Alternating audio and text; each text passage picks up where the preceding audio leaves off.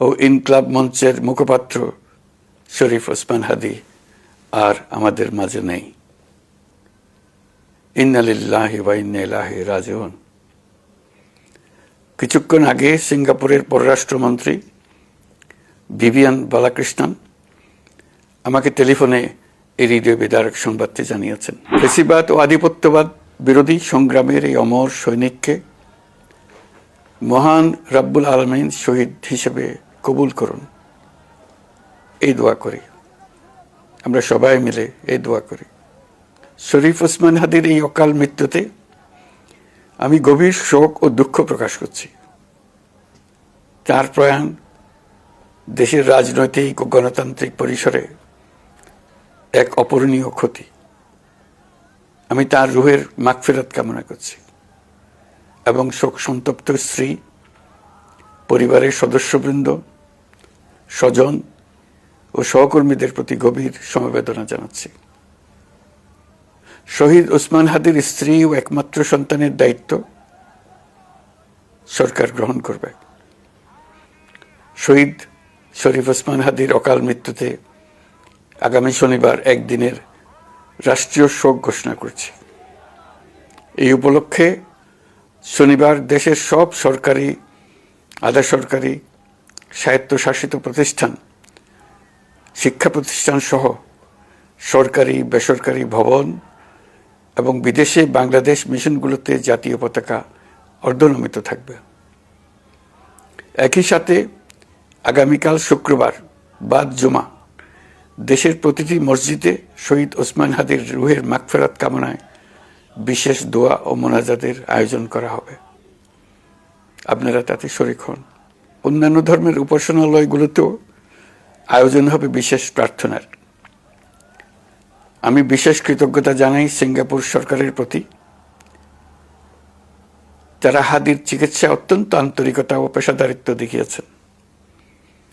বিশেষ করে সিঙ্গাপুরের পররাষ্ট্রমন্ত্রী ভিভিয়ান বালাকৃষ্ণন, যিনি একই সঙ্গে একজন বিশিষ্ট চিকিৎসক, তার প্রতিও তিনি নিজে হাদীর পরিচর্যা করেছেন, আমাকে নিয়মিত চিকিৎসা সম্পর্কে খোঁজখবর দিয়েছেন।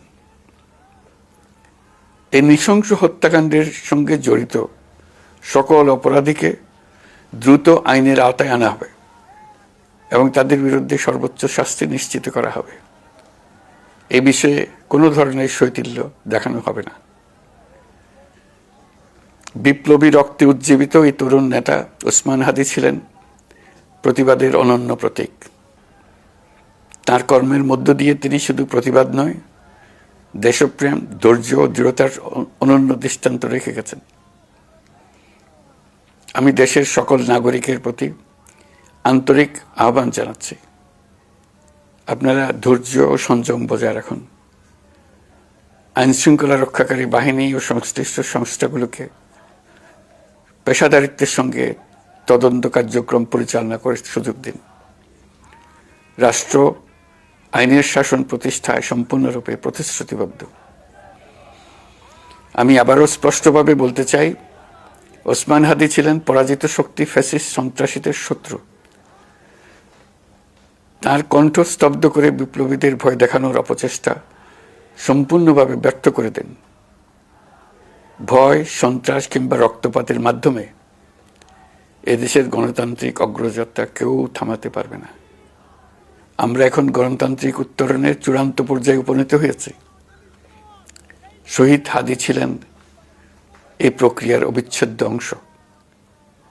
তার একান্ত ইচ্ছা ছিল আসন্ন নির্বাচনে প্রতিদ্বন্দ্বিতা করে নতুন বাংলাদেশ বিনির্মাণের পরবর্তী ধাপে সক্রিয় ভূমিকা রাখা। অত্যন্ত দুঃখের বিষয়, তার এই মহতী ইচ্ছা অপূর্ণ রয়ে গেল। তার স্বপ্ন বাস্তবায়নের দায় আজ সমগ্র জাতির কাঁধে ন্যস্ত। আগামী দিনগুলোতে আমাদের সবাইকে ধৈর্য, সংযম, সাহস ও দূরদর্শিতার সঙ্গে এগিয়ে যেতে হবে, যাতে নির্বাচন ও গণতন্ত্রের শত্রু ফ্যাসিস্ট সন্ত্রাসী অপশক্তিকে চূড়ান্তভাবে পরাজিত করা যায়। এই শোকের মুহূর্তে আসুন আমরা শহীদ শরীফ ওসমান হাদীর আদর্শ ও ত্যাগকে শক্তিতে পরিণত করি। ধৈর্য ধারণ করি, অপপ্রচার ও গুজবে কান না দিই এবং যে কোনো হঠকারী সিদ্ধান্ত থেকে বিরত থাকে। যারা দেশকে অস্থিতিশীল করতে চান তাদের ফাঁদে পা না দিয়ে আসুন আমরা সবাই ঐক্যবদ্ধভাবে গণতন্ত্র, ন্যায় বিচার ও গণমানুষের অধিকার প্রতিষ্ঠার পথে অবিচল পদক্ষেপে এগিয়ে যাই। এটাই হবে শহীদ হাদির প্রতি আমাদের প্রকৃত শ্রদ্ধা। আল্লাহ হাফেজ।